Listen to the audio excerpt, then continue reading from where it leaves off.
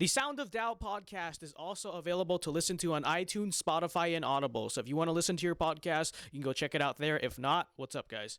All right, what is going on, ladies and gentlemen? I just got back from Montana, gave a very epic speech, which I will post and kind of talk about once they send me the video. They still have to send me the video of the speech. But today, the topic of today's podcast, folks, is it's official, and as a native Californian myself, you know we got to talk about this. The recall election for Gavin Newsom is officially happening. They just announced today that they hit 1.6 million official signatures. Now, for context, they only needed 1.5 million signatures to get a recall election going. So it's looking like there will be a recall election probably later this year. And I guess the question on everyone's mind, at least every Republican's mind, is this going to succeed? What's going to happen? How is this going to work? Okay. And as a Californian myself who doesn't really know much about the local politics out here but knows enough to kind of make this video, let's talk about this. Okay, so firstly, I like to explain how the recall election is going to work because that's going to be very important to kind of showing you how this is probably going to go. So on the recall ballot, there are two questions. The first question goes, should Gavin Newsom be recalled? So it's a yes or no question. And then if you vote yes, there's a second question that's basically what is your vote for his replacement?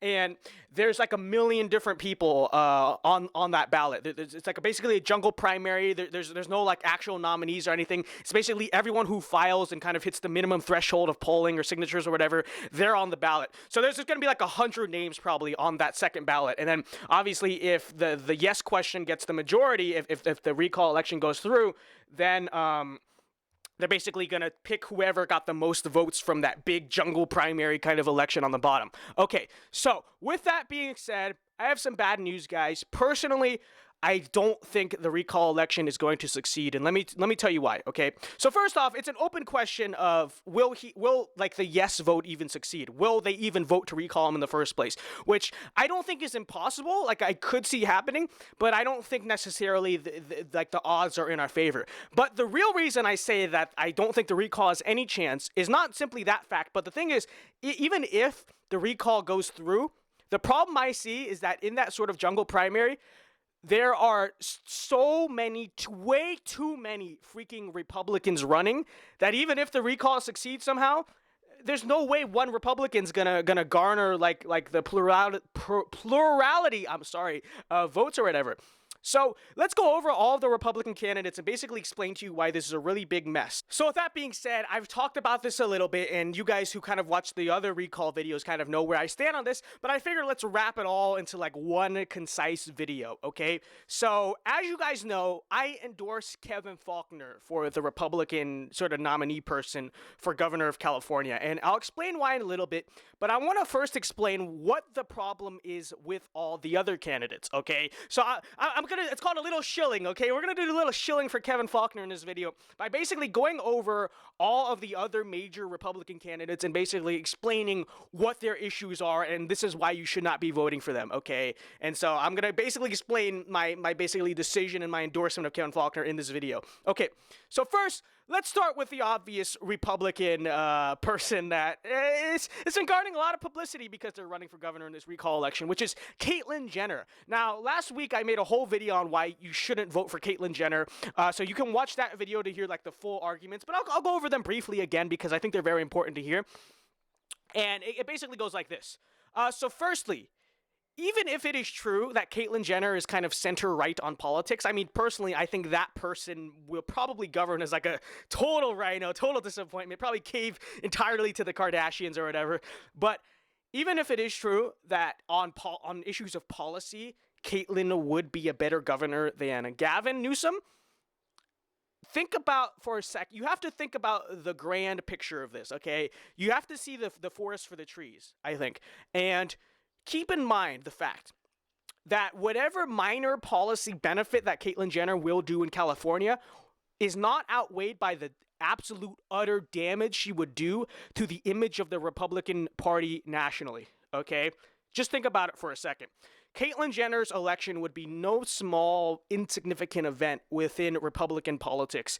It would make national news. Many in the Republican establishment would likely applaud and herald it as like a sort of victory for the Big Tent and proof that Democrats are the real racists and homophobes and we are the real diverse party.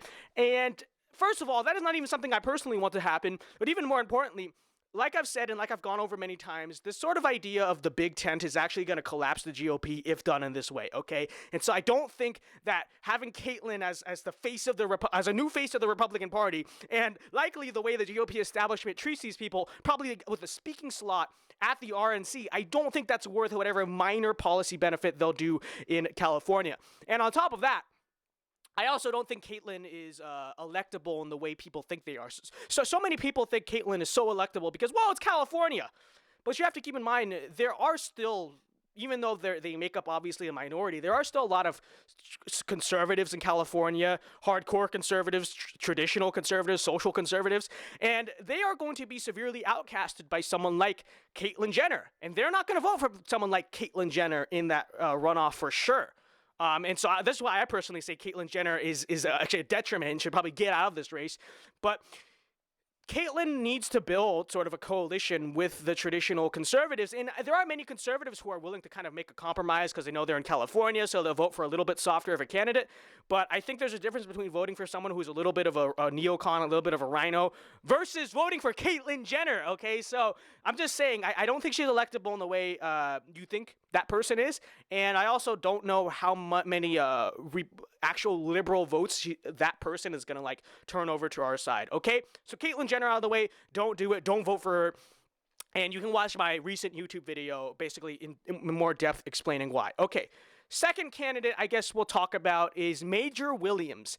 Now, you guys might know who Major Williams is. Major Williams is basically this black guy, kind of like a pro-Trump sort of conservative Republican. He is basically Kim Klacik 2.0, okay? Here's a guy who is very popular on Facebook and very popular among the boomercons who are on the internet because they basically, he made this very cool, like, flashy opening ad, and he runs a really good social media game, and he's very pro-Trump, and he's black, he got the identity politics thing going for himself, and basically a lot of people always in my comment section are saying, like, oh, Major Williams for governor of California for this reason, but let me tell you, no. Major Williams is not a serious candidate for governor at all, okay? So firstly, let's just talk about his kind of stances. It's great, I suppose, that he's a pro-Trump Republican, but that is not going to win. Someone like Major Williams is not going to win in the state of California. He's not a viable candidate. He's not a serious candidate at all. And really, Major Williams knows this, okay? I see there's a lot of candidates like this, and I should make a whole video just talking about them specifically because you have a lot of candidates that basically are just, I call them social media candidates or like Facebook candidates. They basically will make this very flashy viral ad, and they'll have like connections with a lot of the big consulting companies within politics that'll make the ad go viral. You know, Kim Klacik, I think, is like the perfect example of this. By the way, they have no chance at winning, right? And they know they don't have a chance at winning, but they'll run this like super pro-Trumpy, like flashy ad and get a lot of boomers and stuff to donate to their campaign and get a lot of publicity, get all over Fox News, and basically all they're doing is running for publicity, okay? They know, like Kim Klacik knew she had no chance of actually winning in her district. She was running for the publicity. Everyone kind of knows it secretly within these political circles, and the same thing is true of Major Williams. Here's a guy who's not a serious candidate at all, knows he has no shot at winning, and is just taking your money and your free publicity just to make a name for himself, okay? No unserious candidates, I say. Get Major Williams out of the race. And by the way, there's a lot of personal like scandals in Major Williams' life that have kind of come out recently, and he really is not the best guy, and it's pretty obvious that he's grifting. He's grifting you. That's what he's essentially doing. He wants your money and your vote to get publicity for himself. So don't vote for him. Don't support him. Try to get him out of the race if you can, and don't, just in general, wherever you live in the country, don't vote for a candidate like Major Williams. You need to look at realistic candidates, donate to realistic candidates, don't donate to grifters who are simply there and just trying to take your social media clicks and your vote without actually being serious candidates, okay? So don't vote for I mean, if you live in like Kim Klasik's district, I mean, sure, but don't go donating or whatever to someone like Kim Klacik or Major Williams or Joe Collins or whoever it is, okay? These are grifter candidates. Focus on the important candidates in those swing districts. And in a place like California, vote for someone serious, okay? So that's candidate number 2 of like the major Republicans. Okay, candidate number 3 is John Cox. Here's a guy who was the Republican nominee for governor in 2018. A lot of people wanted Travis Allen to run instead, who is, I think, personally just a much better candidate. This guy literally ran one of the worst.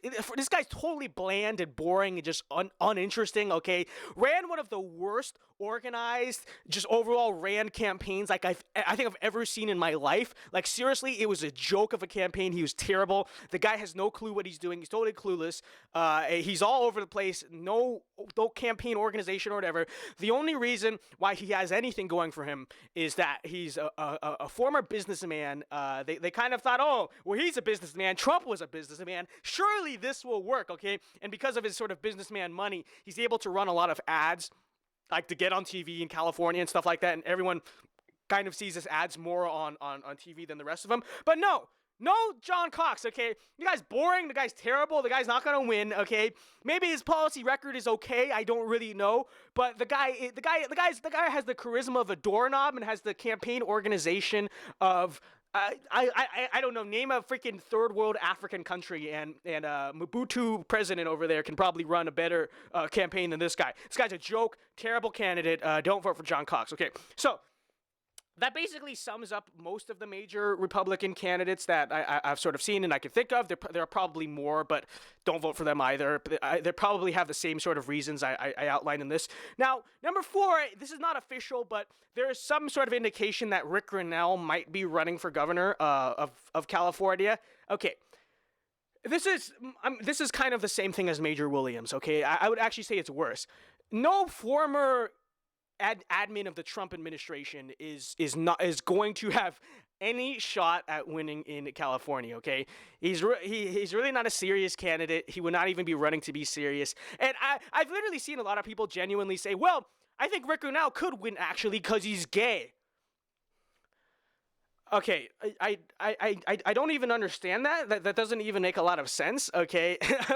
I mean, what? And if you really want to go with the LGBT identity politics, which you should not, because that is like inherently unconservative, but even if you want to go with that, okay, well, Caitlyn Jenner's in the race, so what about that person, okay? But no, Rick Grinnell literally served in the Trump administration. He's not winning in California, okay? And don't waste your vote thinking he will. He's not, okay? He's not a serious candidate. Okay, with all that being said, let me tell you why I endorse Kevin Faulconer for this position, okay?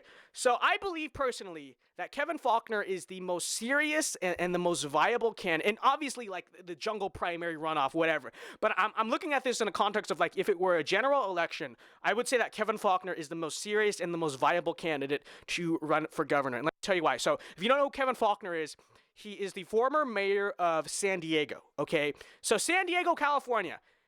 So he's the Republican former mayor of a major city in this state, okay? He's not the mayor of somewhere like Bakersfield or Riverside or some small boony town. San Diego, it's like the third largest state in the state. It's the third largest city, in the state. And the thing about San Diego specifically also is not only does it just have name recognition, not only is it kind of respected as like, oh, this is not just some random guy, this is like a big figure, but San Diego also, it's kind of like a purple kind of city, like sometimes it goes Republican, sometimes it goes Democrat, but overall, it is respected in the state for being a city that is like very clean, very very easygoing, right? Very well run. You know, it doesn't have the trash or homeless or crime problem of like Los Angeles or San Francisco. Basically, everyone in the state likes San Diego and thinks it's like a nice place, it's a clean place, right? Very well run city.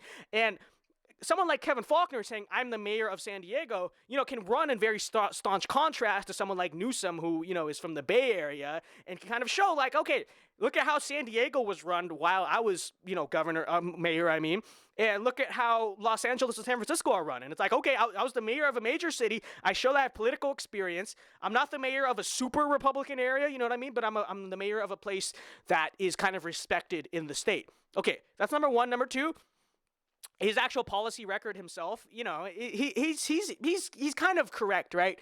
He's like a softcore conservative, but fairly moderate on the political issues, right? And that's what you need in California. You can't run someone who's super pro-Trump and expect to win, you know, but if you kind of run someone who's, you know, kind of like center on the issues, which Kevin Faulconer more or less is, it's the perfect candidate. So when you really combine it, right, he is, in my opinion, the most viable candidate because he doesn't really have a strong connection to like Trumpism or like hardcore conservatism. Mayor of San Diego, which is like, you know, It's a big city. It's a recognized city, and it's a city with a positive reputation. So that would just kind of all pull together to help him. And he kind of has the right policy stances, I think, to be a viable candidate. And that's why I say I'm all for Kevin Faulconer in this race. Okay. Now, unfortunately, that is not what I see most other Republicans saying. I noticed that the Republicans who sort of understand the electoral politics the most, and I'm not here to diss the other supporters, but the Republicans who actually understand the electoral politics the most and are sort of the most involved with it and sort of understand it the best, they're all saying the same thing as me. They're all like, yeah, Faulconer's the most realistic candidate. He's the best candidate. Not perfect on every issue, but like good enough and electable enough. You have a lot of the boomer cons out here who want Major Williams or Rick Grinnell just because they're like big-time Trump supporters without understanding or remembering that they're in California. And you have a lot of like random people in general thinking Caitlyn Jenner will just be like the, you libs get owned, liberals. You say we're transphobic, but our governor is a transgender themselves. Haha, libs get owned yet again. Okay, but both sides are really not serious. If you want a serious candidate, again, Kevin Faulconer. Unfortunately, it looks like the Republicans are just going to eat themselves alive. Even if the recall, the first half of the recall succeeds, the second half, there's too many Republicans. They're all over the place, okay? Not going to succeed. California Republican Party is a mess. It's unfortunate. But hopefully maybe the recall will come like kind of close to succeeding. And as a result, Gavin Newsom will have sort of the stained reputation like, haha, we almost unseated you. And then hopefully come 2022 when he's up for re-election, then Kevin Faulconer can come along, win the Republican primary, and come out here like, haha, time to give you a run for your money, Gavin, and we'll see what happens with that. He would be the underdog, but I think if he runs the right kind of campaign, like a Larry Hogan sort of, or Charlie Baker sort of campaign, actually does have a shot at coming close to winning the governorship, okay? So, with that being said, guys, thank you very much for tuning into this podcast. Hope you kind of understand the scene a little bit. Hope you know kind of how this is going to look.